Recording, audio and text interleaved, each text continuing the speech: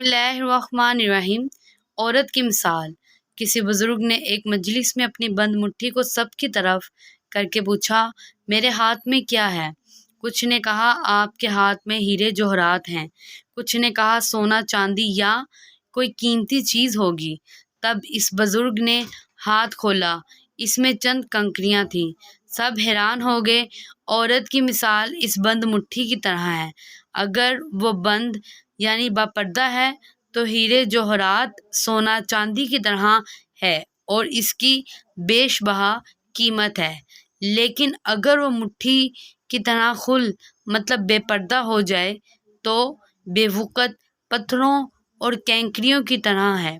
عورت چاند کی طرح نہیں ہونی چاہیے کہ جس سے ہر کوئی بے نقاب دیکھے، بلکہ عورت سورج جیسی ہونی چاہیے کہ جسے دیکھنے سے پہلے آنکھ جھک جائے۔ Please subscribe my channel.